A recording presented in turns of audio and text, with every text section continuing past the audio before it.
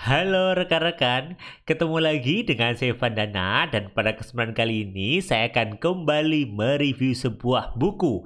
Buku yang akan saya review kali ini berjudul Positive Thinking. Nah, kalau rekan-rekan udah tahu positive thinking pasti udah kebayang ya, buku ini adalah yang mengajak kita untuk berpikir positif. Dan tebakan teman-teman ya bener banget gitu. Karena buku ini nanti akan mengajak kita untuk menemukan kebahagiaan kita dan meraih impian yang itu bisa dicapai keduanya melalui pikiran positif dari diri kita. Untuk itu, gak usah berlama-lama lagi, yuk kita mulai review buku kali ini. Bukunya ditulis oleh Gil Hassan yang merupakan seorang guru, pelatih, dan juga penulis. Ia memiliki pengalaman 20 tahun di bidang pengembangan diri dan khususnya pengembangan diri ini biasanya terkait kepercayaan diri, harga diri, keahlian komunikasi, dan juga tentang ketabahan ketika kita menghadapi cobaan ataupun permasalahan. Ini adalah topik-topik yang biasanya beliau bawakan.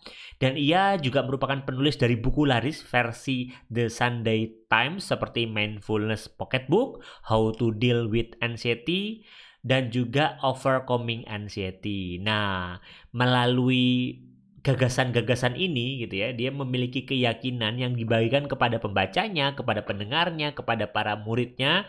Dia memiliki keyakinan bahwa orang itu bisa mengubah nasibnya, bisa mengubah dirinya, bisa mengubah kualitas kehidupannya melalui cara berpikir, berbicara yang positif. Jadi yang punya tanggung jawab untuk membuat hidup kita itu susah atau mudah itu adalah diri kita sendiri, yang itu dimulai dari keyakinan dan cara berpikir kita. Mungkin rekan-rekan sampai sini juga sudah mulai penasaran. Buku ini tentang apa sih sebenarnya?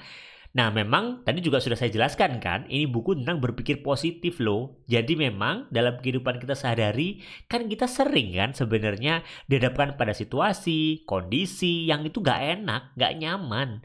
Ada masalah, ada tantangan, ada hambatan. Pertanyaannya kemudian adalah ketika ada tantangan, ada masalah, ada hambatan, apa yang kita pikirkan? Nah, saya yakin teman-teman sebagian besar, ya kan tantangan itu gak enak, kan masalah itu berat. Ya, pasti saya merasanya tidak nyaman. Pikiran saya jadinya pikiran-pikiran buruk. Ya, memang kita kan lebih gampang berpikir untuk negatif ya. Nah, di buku ini itu akan mengajak kita untuk berfokusnya bukan pada pikiran negatif, tapi berfokusnya pada pikiran positif kita. Dan nanti di buku ini juga akan dijelaskan apa sih alasannya sehingga kita tuh harus berpikir positif, yang itu disampaikan dengan hasil riset, pengalaman dari penulis, dan juga banyak kisah-kisah lainnya yang menarik untuk membuat kita memahami sebenarnya pikiran positif itu apa ya gitu dan kenapa kita perlu. Dan masih di buku ini juga dibahas bahwa ternyata pikiran positif itu nggak cukup sebenarnya, karena setelah pikiran positif orang itu butuh yang namanya tindakan positif. Nah, buku ini akan menjelaskan kepada kita gimana caranya mengubah pikiran positif menjadi tindakan yang positif. Secara umum, buku ini akan terdiri dari 3 bagian. Simpel sebenarnya bukunya dan cukup singkat, nggak tebel-tebel banget. Yang bagian pertama itu membahas tentang berpikir dan bertindak positif. Nah, ini mulai kebayang ya, tadi juga sempat saya bahas nih. Di bagian kedua dibahas tentang mengembangkan dan memelihara pikiran positif. Ternyata pikiran positif itu jangan didiemin aja, tapi perlu banget untuk kita kembangkan dan kita pelihara ke depannya. Dan di bagian ketiga atau bagian terakhir dibahas tentang berpikir positif yang susah, terutama ketika kita dalam situasi yang sulit. Untuk itu yuk kita mulai pembahasan masing-masing bagiannya. Nah, di bagian pertama ini menurut saya menarik banget. Bagian pertama ini dibuka gitu ya dengan pembahasan tentang apa sih konsep dari pikiran negatif dan apa sih pikiran positif. Kita itu kayak diajak mengenali sebenarnya pikiran positif yang selama ini kita alami dan diri kita itu apa, dan apa pikiran negatif kita. Apa sih yang kita pikirkan itu ternyata menentukan pada diri kita juga ke depannya seperti apa. Jadi kalau kita berpikir pikiran kita itu negatif, pasti tubuh kita jadi rasanya kan nggak enak ya. Jadi kayak lemes, loyo. Nah, itu yang disebutkan di buku ini bahwa setiap apa yang kita pikirkan, apa yang kita katakan pada diri kita sendiri itu memberikan dampak besar pada apa yang bisa dan tidak bisa kita lakukan. Karena kita berpikirnya, misalkan nih kita mau memanah lah, paling gampang contoh untuk mencapai targetnya yang sudah ditentukan.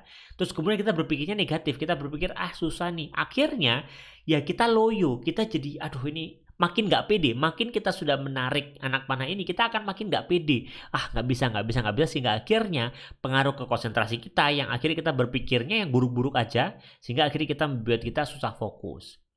Maka mulai untuk berpikir positif itu menjadi wajib untuk dilakukan, karena ternyata pengaruh ke fisiologis tubuh kita dalam apapun kondisi yang kita rasakan di dalam keseharian kita. Nah, saya juga menemukan yang menarik banget di bagian pertama ini gitu, karena berhubungan dengan buku The Secret bagi rekan-rekan yang tahu gitu ya. Nah, di bagian pertama ini nanti juga dibahas yang ada namanya adalah bias informasi. Nah, bias informasi ini kalau di buku ini dijelaskan itu adalah cara kerja dari otak atau pikiran kita untuk mendukung apa yang sudah kita tetapkan benar. Jadi bias informasi itu bilang bahwa karena kita memikirkan bahwa ini itu tepat, maka akhirnya ke depannya kita akan mencari alasan-alasan yang logis bahwa keputusan kita ini tepat. Karena kita meyakini sesuatu, akhirnya kita seakan-akan melihat bahwa sesuatu kehidupan kita itu sesuai dengan yang kita yakini. Nah, bias eksploitasi di bagian pertama ini dibahas bahwa ini tuh dieksploitasi habis di buku The Secret. Jadi memang buku ini seakan-akan nyindir The Secret juga tuh, karena dia mengeksploitasi fenomena dalam otak atau pikiran kita yang namanya bias informasi. Jadi kalau di The Secret tuh kan bilang gitu ya apa yang kita pikirkan itu alam semesta akan merespon. Nah, kalau di buku ini jelas bahwa ya kita tahu alam semesta merespon karena kita seakan-akan dari awal sudah membuat keyakinan ke situ. Kita sudah meyakini sehingga otak kita itu melogika. Seakan-akan sesuatu yang hadir itu adalah bentuk dukungan atas apa yang sudah kita tetapkan di awal. Itu karena memang wajar, karena otak kita itu suka menyambung-nyambungkan. Karena kita melakukan sesuatu, akhirnya otak kita nyambung-nyambungin, kita cari reason-reason yang bisa mendukung keyakinan kita. Nah, ini hati-hati dengan bias informasi. Karena seringkali bias informasi ini yang membuat kita tidak objektif. Orang jadi subjektif karena mencari-cari informasi yang dianggap benar menurut dia, karena landasannya sudah ditetapkan. Nah, The Secret pun sama menurut buku ini ya. Karena The Secret bilang bahwa ya alam itu merespon. Ya, kita jadi sadar alam merespon karena kita memang mesti seakan-akan setiap tindakan, kondisi yang terjadi itu adalah efek dari alam. Gitu rekan-rekan. Dan masih di bagian pertama ini juga akan dijelaskan mengenai tindakan positif. Nah, ini yang tadi juga sempat saya bilang. Pikiran positif itu aja nggak cukup. Kita butuh untuk bertindak positif dalam keseharian kita. Pikiran positif itu nggak akan bisa menarik tindakan positif. Contoh misalkan kita diem nih, kita berpikir oh ini dia baik, dia akan memberikan aku makanan, dia akan memberikan makanan. Contoh misalkan, ya nggak tiba-tiba orang itu akan datang bawa makanan kan. Tapi yang menarik tindakan positif dari orang di sekitar kita adalah tindakan positif kita. Maka kalau kita sudah punya pikiran positif, ya pikiran positif itu perlu ditindaklanjuti dengan tindakan positif. Kalau kita mau misalkan orang itu baik kepada kita, ya kita berpikir positif orang ini baik, akhirnya karena kita berpikir orang ini baik, maka kita pun bertindak karena orang ini baik. Kita berperilaku ya selayaknya orang ini baik. Dan akhirnya orang merasakan orang ini akhirnya baik juga ke kita. Nah, itu yang maksudnya adalah ya pikiran positif aja nggak cukup. Karena kita berpikir positif doang tapi di pojokan nggak akan merubah nasib kita. Tapi pikiran positif kita itu harus dukung dengan tindakan. Yang kalau di buku ini juga sampai kita perlu bikin action. Kita sudah menetapkan apa yang mau kita capai, kita bikin action-action yang positif yang mendukung pikiran positif kita tadi itu, sehingga akhirnya pikiran positif kita ini jadi terpola, selalu terpola dan terbiasa untuk berpikir positif seperti itu. Nah, memang pikiran positif itu nggak bisa menggantikan tindakan positif. Artinya tindakan positif itu penting, tapi pikiran positif itu menjadi energi pendorong untuk mendorong kita menuju tindakan positif. Karena kalau pikiran kita ke seseorang negatif, ya perilaku kita biasanya jadi negatif kan. Contoh misalkan kita melihat pengemis yang kucel gitu ya, tapi pengemisnya tuh kayaknya ekspresinya menyeramkan dan kayaknya lagi marah ke kita. Kita jadi berpikir, wah ini jangan-jangan orang jahat. Nah, karena kita merasa pengemis itu misalkan contoh di pinggir jalan yang kita temui itu orang jahat, ya akhirnya kita kasar kan ke dia. Nah, ini yang katanya adalah pikiran negatif akan menjadi tindakan negatif, pikiran positif akan menjadi tindakan yang positif. Nah, kemudian di bagian kedua dijelaskan tentang bagaimana kita mengembangkan dan memelihara pikiran positif. Karena pikiran positif itu berbicara tentang kebiasaan yang perlu kita rubah. Ya, kita sekali berpikir positif nggak akan merubah hidup kita, karena ini perlu kita praktekkan terus-menerus dalam keseharian kita. Di bagian kedua ini membahas tentang kondisi di mana sering kan kita itu mau melakukan sesuatu, mau mencapai sesuatu, mau mengeffort atau mengusahakan sesuatu, tapi dalam kepala kita tuh muncul kata nggak siap, saya masih muda, belum waktunya, saya emang nggak sanggup, ini sudah telat. Ya akhirnya kita memunculkan alasan-alasan yang membuat kita itu berpikir negatif gitu. Nah, padahal di buku ini dibahas bahwa kalau kita mengikuti pemikiran-pemikiran negatif tadi itu, akhirnya kita terus di zona nyaman karena itu adalah mekanisme otak kita, karena otak kita itu takut dengan sesuatu yang tidak pasti. Jadi akhirnya membuat kita yaudah yang sudah pasti-pasti aja, zona nyaman-nyaman aja. Padahal kalau kita cuma di kondisi yang nyaman-nyaman aja, kita nggak akan berkembang. Maka ada kalanya ketika ada peluang depan kita, ambil saja dulu, tapi usahakan sebaik mungkin sehingga kita keluar dari zona nyaman dan kita berkembang. Kita nggak kemudian ragu-ragu, kita di sini aja nggak berubah-ubah, akhirnya penyesalan pun yang kita rasakan di kemudian hari. Nah, untuk itu, untuk memastikan kita bisa terus maju tadi itu, meskipun kita nggak pede, kita ngerasa nggak yakin, ya kita perlu yang namanya berkomitmen untuk termotivasi menjalani kehidupan kita. Jadi bagaimana caranya kita itu menemukan hal-hal yang membuat kita terus maju, meskipun kita anggap kayaknya ini ada hal baru, ada tantangan baru, ya jangan berpikir negatifnya, tapi berpikirlah positifnya, bahwa kita pasti ada sesuatu di balik tawaran yang ada di depan kita. Bisa jadi tantangan biar kita bertumbuh, bisa jadi.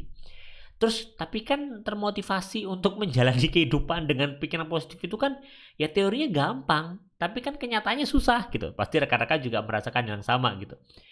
Nah, caranya adalah ada dua di sini yang disampaikan, yang saya tangkap gitu ya. Cara untuk memelihara pikiran positif adalah kita mulai membiasakan berpikir positif. Nah, untuk membiasakan kita berpikir positif adalah yang pertama, kita thin slice atau kita potong-potong. Kalau ada suatu hal yang harus kita lakukan, target-target besar yang kita lakukan, yang kita anggap kayaknya kita nggak mampu, potong menjadi bagian kecil. Tapi bagian kecil yang ini pista kita masih sanggup lah. Contoh misalkan, saya mau membuat film misalkan, film berdurasi 2 jam, film bioskop. Sekarang tapi saya belum punya kemampuan gitu, belum punya kemampuan untuk bikin film. Ya kalau tiba-tiba kemudian kita harus bikin film padahal kita bukan nggak punya background film, ya pasti jadi kayak sesuatu yang mustahil kan. Akhirnya buat kita, saya kan nggak sanggup, saya masih muda, saya udah telat. Itu akhirnya banyak pikiran-pikiran negatif. Nah, maka kita potong menjadi hal yang mudah. Ya udah, mungkin kita punya tujuan kita itu menjadi pembuat film terkenal. Tapi sekarang karena kita belum punya kemampuan, kita berlatih. Cara berlatihnya gimana? Ya cara berlatihnya dengan bikin film-film pendek, 1 menit, 2 menit, video-video singkat, video-video ringan yang akhirnya membuat kita, oh bisa nih saya bikin. Akhirnya itu mendukung kepercayaan diri kita untuk kita bisa mencapai hal yang besar, dan pikiran positif kita jadi makin tumbuh karena kita makin pede seperti itu. Nah, cara kedua adalah ini juga perlu teman-teman praktekkan sehari-hari. Di setiap hari, di setiap akhir hari, teman-teman bikin catatan gitu ya, dan kemudian tulis 3 hal yang berjalan dengan baik yang berhasil teman-teman kerjakan, lakukan hari ini. Itu dibiasakan. Jadi sehari tulis 3 hal yang berhasil kita lakukan. Tulis 3 hal yang itu berjalan dengan baik setelah kita eksekusi atau kita lakukan.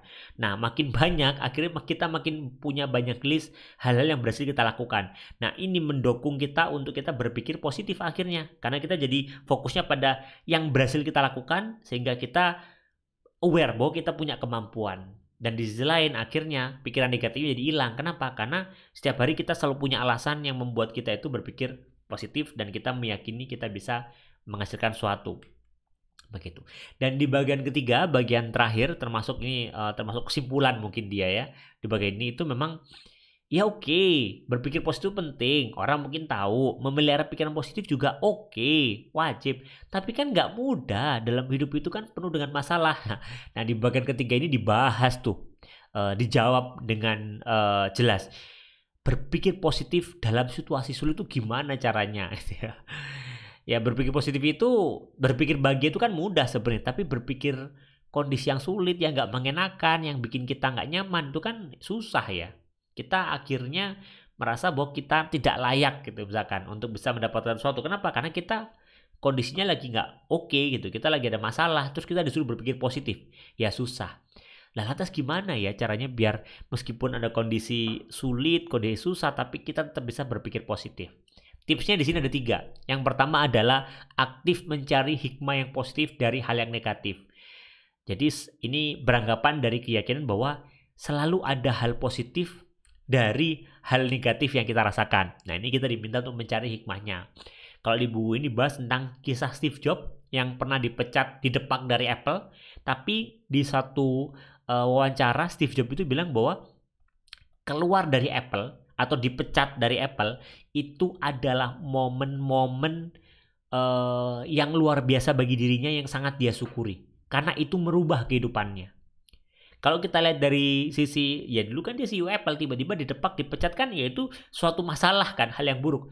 Tapi Steve Jobs itu bilang bahwa itu adalah momen-momen terbaik dalam kehidupannya. Karena yang awalnya dia sudah terbiasa mengelola perusahaan besar, tiba-tiba dia mengelola perusahaan kecil yang itu lebih tangkas, lebih lincah, sehingga akhirnya dia bisa meluncurkan Next dan juga bisa meluncurkan Pixar yang akhirnya terkenal bahkan sampai saat ini. Maka Steve Jobs itu adalah contoh bagaimana bisa mencari hikmah positif dari hal yang negatif, dan itu perlu teman-teman praktekkan. Gak gampang sih, tapi itu perlu latihan dan harus dilakukan. Kalau kita cuma berpikir ingin melakukan tapi nggak dilakukan, ya nggak akan berlatih-latih gitu. Yang pertama tadi mencari hikmah positif dari kondisi negatif. Yang kedua adalah ya harus berkumpul dengan orang-orang positif. Kalau kita kemudian berkumpulnya dengan orang-orang yang bermasalah, yang berpikiran negatif, ya kita akan ikut-ikutan berpikir negatif. Maka pastikan kita mengkondisikan lingkungan kita dengan lingkungan yang positif. Bukan berarti kita pilih-pilih teman, tapi kita memiliki lingkungan khusus di mana ya kita itu bisa terus bertumbuh di sana. Kenapa? Karena orang-orangnya positif, yang membuat kita lebih positif gitu. Dan yang ketiga, tips untuk berpikir positif dalam situasi sulit adalah kita mengakui dan menerima setiap masalah, hambatan yang terjadi itu bagian dari kekurangan diri kita kok. Jadi nggak usah kemudian, wah saya buruk, saya gagal, saya salah, terus merasa bahwa diri itu tidak ada baik-baiknya gitu ya. Diri ini sisinya kelemahan aja. Tapi ya terima aja, ya bisa jadi kegagalan, kesalahan kita lakukan itu proses belajar kita. Jadi ya pastikan kita menjadikan hal buruk, masalah, tantangan, hambatan, hal yang memusingkan itu adalah sebuah pembelajaran untuk diri kita lebih improve lagi ke depannya. Kesimpulannya adalah buku ini tuh coba untuk mengajak kita untuk merenungkan seberapa sih kita mampu berpikir positif di tengah kondisi negatif kita. Ini adalah pertanyaan yang seakan-akan diajukan oleh buku ini yang kemudian bikin kita refleksi. Kira-kira kita itu sudah seberapa mampu ya berpikir positif ketika ngadepin masalah, ketika ngadepin tantangan. Jadi bagi rekan-rekan yang ingin tahu langkah-langkahnya berpikir positif, apakah saya sudah berpikir positif, buku ini tuh salah satu jawabannya. Atau kalau misalkan rekan-rekan cuma ingin dapat insight gimana sih caranya saya belajar mengatasi pikiran negatif saya, karena saya tuh sering banget berpikiran negatif. Nah, ini juga bisa menjadi salah satu referensi yang tepat untuk rekan-rekan mulai memperkecil pikiran negatif dalam diri rekan-rekan. Mungkin itu yang bisa saya bagikan pada review buku kali ini. Moga-moga bermanfaat dan sampai ketemu di review buku selanjutnya.